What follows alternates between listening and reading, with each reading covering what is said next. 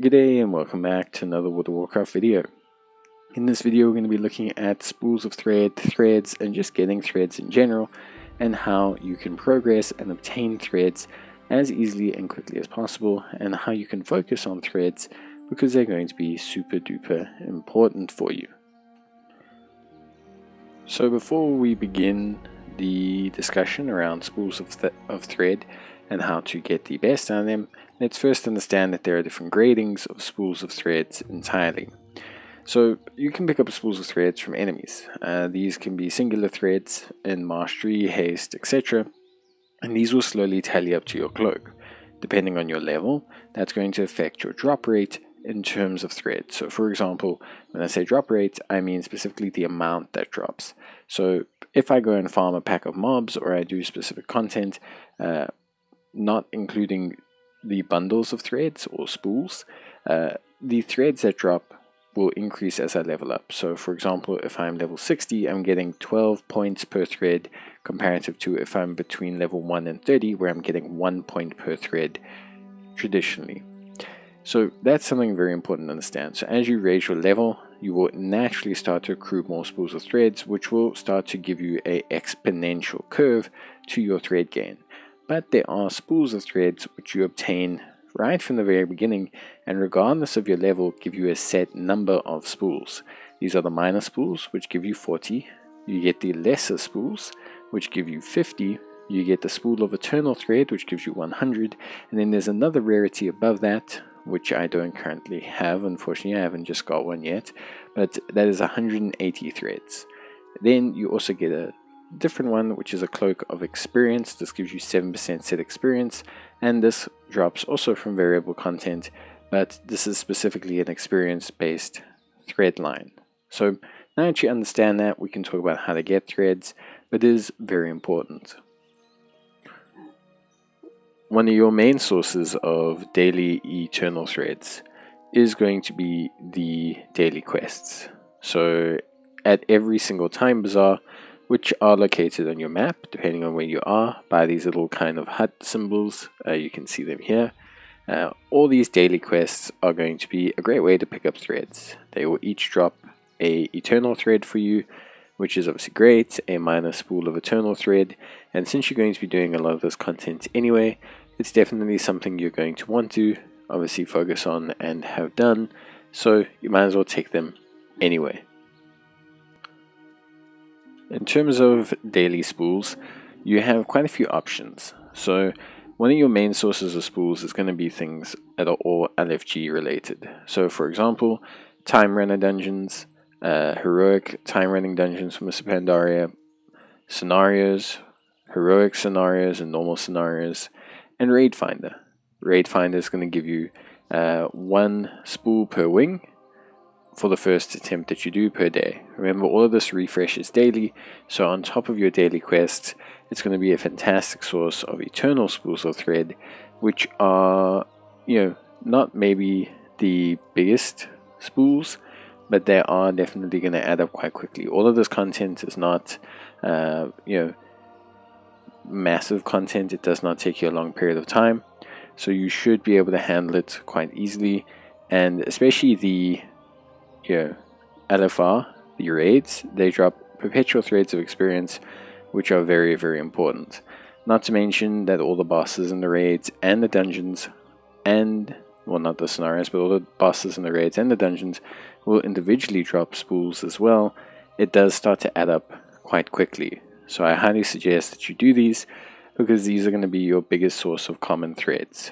Just by doing your daily dungeons, your 2 scenarios, and your raid wings as you hit level 25, you're looking at a solid 240 threads, which is quite a sizable chunk when you're looking at it on a baseline. Not to mention its guaranteed experience threads, which is very, very important, and also its additional main stat threads, giving you significant chunks in certain areas, because the spools will unlock into a single area. Let's talk about world bosses. So these are rares and world bosses. So world bosses we will conquer in another section, but you should be tackling on rares whenever you can.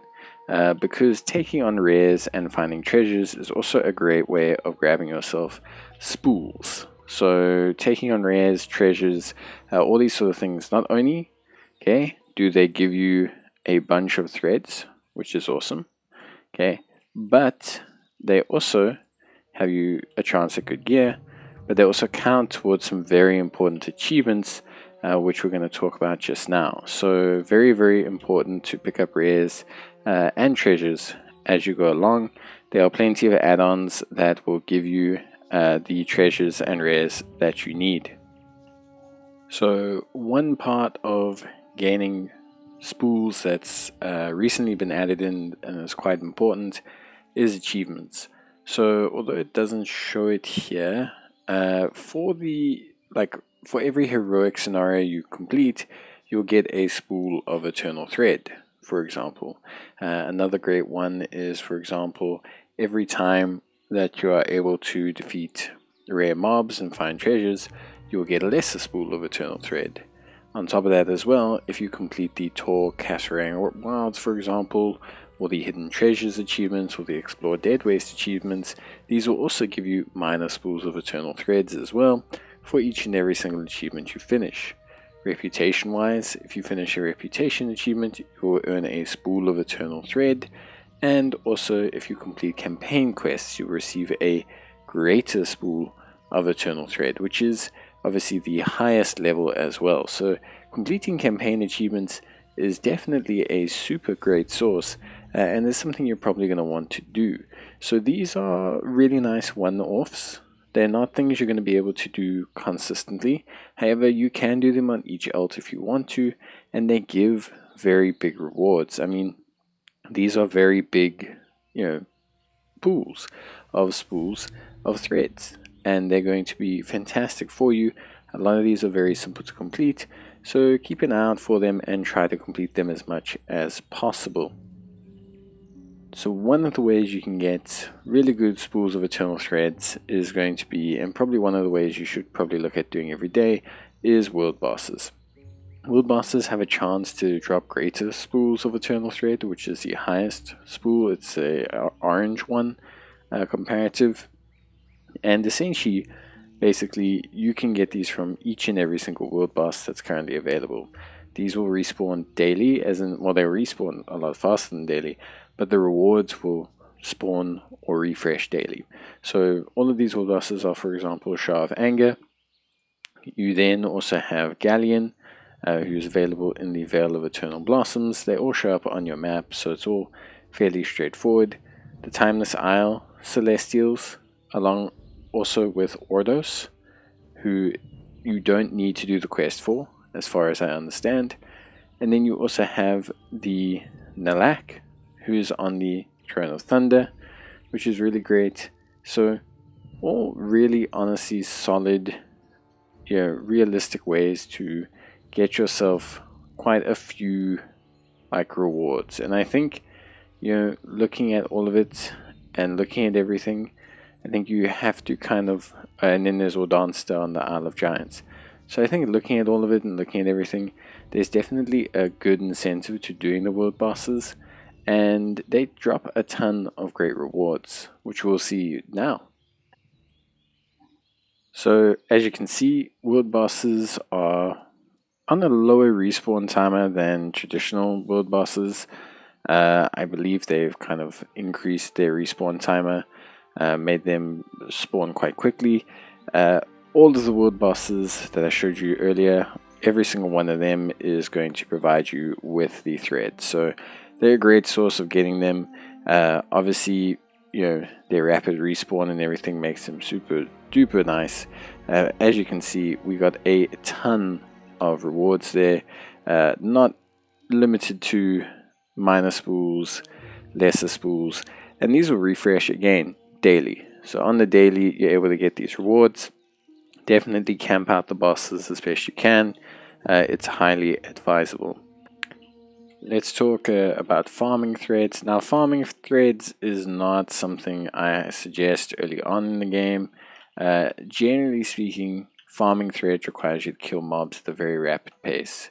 And for example, as you can see, firstly, I'm too low level for this area, but generally speaking, the speed is not great. The speed is not intense, it's not great, and so what happens is you start to really struggle with obviously getting benefit out of it. Farming should also only be restricted to when you've done your dailies, so finishing LFR, finishing dungeons, etc. As generally speaking, the per minute ratio of like getting a spool of lesser thread or even minor thread, generally speaking, you're going to get way more benefit out of it than if you focus solely on, for example, like farming. Farming is something that's beneficial, but it's something that's mainly beneficial after you have achieved a certain level of damage. A great area for farming is going to be the Gunlao halls and ruins of Gunlao. As you can see, the enemies are quite nicely stacked together, they refresh quite nice and quickly, and it's just a really good area to try and get these. But Blizzard tend to be nerfing every farming area that people are using, and even rolling back sometimes a lot of the benefits people are having. So I will say keep it with a pinch of salt. You may not be able to farm it for too long. And that is it for threads. So hopefully this helps you with getting threads and understanding where to get them from. It's something that's very, very useful, I think, to a lot of players. It's something that obviously everyone's looking to get and really kind of benefit from. So I completely understand where people are in terms of their experience with trying to get threads and farm everything. Next, I think I'll be looking at is bronze, but bronze is kind of a linear scaling mechanic. If you do have any queries or tips for players and everyone involved, please let them know in the comments down below. It is greatly appreciated. That's it from me. Bye.